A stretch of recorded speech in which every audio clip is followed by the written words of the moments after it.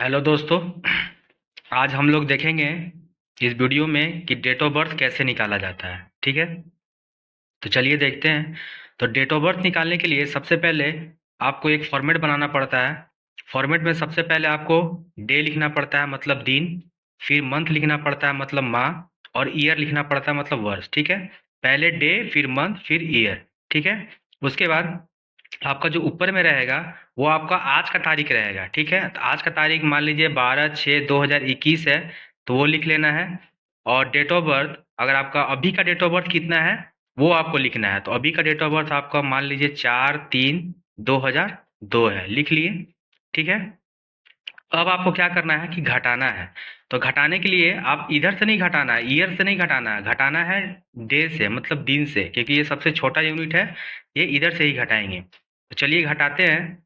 तो अगर 12 दिन में से अगर हम 4 दिन घटा लें तो कितना बचेगा? ये बचेगा आपको 8 दिन। ठीक है, ये सिंपल है, घट गया।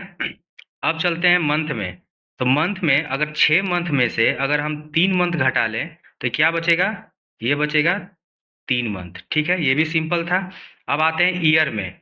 तो 2021 में अगर 2002 घटाएंगे तो ये तो सिंपल है। एक में से दो नहीं जाएगा, यहाँ से हासिल लेंगे 11, 11 में से दो गया, यहाँ बचा 9, और यहाँ बचा 1, बाकी कट गया। ठीक है, तो अभी करेंट का डेट ऑफ बर्थ इसका क्या निकला? 19 साल, 3 मंथ और 8 दिन। ठीक है, ये सिंपल था। 12 में से 4 गया 8, 6 में से 3 गया 3, 21 में से 2 गया 19। ये सिंपल था, इसलिए आसानी से निकल गया। ठीक है, एक और देखते हैं। ये देखिए, यहाँ उसी फॉर्मेट में लिखना है, पहले दिन, फिर मंथ, फिर ईयर। ठीक है, और ऊपर में क्या लिखना है? आज का तारीख। जो आपका आज का तारीख है मान लीजिए 10/4/2024, लिख लिए। पहले डे लिखना है, फिर मंथ लिखना है, फिर ईयर लिखना है। ठीक है, और फिर नीचे क्या लिखना है? आपका अभी का करेंट का डेट ऑफ बर्थ क्या है वो आपको लिखना है। तो करेंट का डेट ऑफ बर्थ मान लीजिए 12/6/2006 है। ठीक है, ये लिख लिए।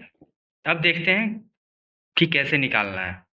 तो देखिए, सबसे पहले हम लोग दिन से स्टार्ट करते हैं, डे से, इधर से। अब घटाते हैं।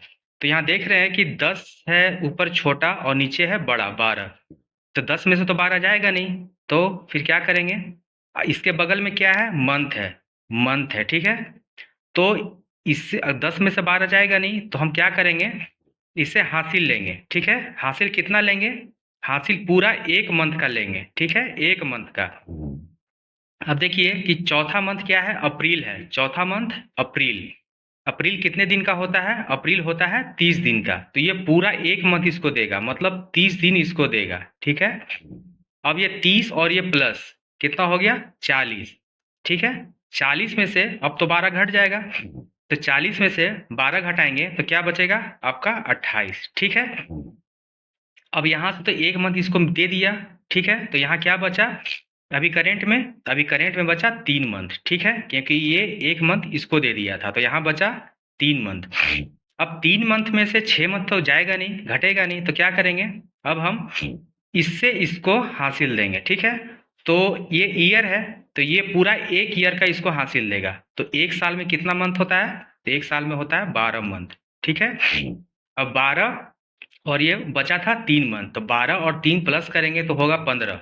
15 में से अगर हम 6 घटाएंगे तो हो गया 9। ठीक है, अब यहाँ क्या बचा आपका? यहाँ से तो 1 साल हम इसको दे दिए थे, तो यहाँ बचा आपका 2024 से 1 साल इसको दे दिया, तो यहाँ बचा 2023, मतलब यहाँ बचा आपका 23। तो 23 में से अगर हम 6 घटाएंगे तो यहाँ आपका क्या बचेगा? 17। ठीक है, समझ गए? 10 में से हम 12 नहीं घटता, तो इसलिए हम बगल में इसका मंथ है तो मंथ से 1 मंथ इसको देंगे। ये ध्यान देना है कि यहाँ कौन सा मंथ है? चौथा मंथ है। चौथा मंथ होता है अप्रैल। तो अप्रैल होता है 30 दिन का। ठीक है, तो ये पूरा 30 दिन इसको देगा, तो 30 और प्लस 10। ठीक है, तो 40। 40 में से अब तो 12 घट जाएगा, तो बचा 28। अब यहाँ 1 मंथ इसको दे दिया था, तो यहाँ बचा आपका 3 मंथ। ठीक है, अब 3 मंथ में से 6 मंथ जाएगा नहीं, तो यहाँ हम बगल में क्या है? ईयर। तो ये पूरा 1 साल देगा, तो 1 साल में 12 मंथ होता है। 12 मंथ दिया और पहले से ये 3 मंथ था, 12 और 3 मिलके हो गया 15 मंथ। 15 में से 6 गया 9। अब यहाँ 1 साल तो ये इसको दे दिया था, यहाँ बचा 24, यहाँ बचा 23 आपका। ठीक है, अब 23, तो 23 में से 6 गया 17, ठीक है, तो ये आपका निकल गया डेट ऑफ बर्थ, ठीक है।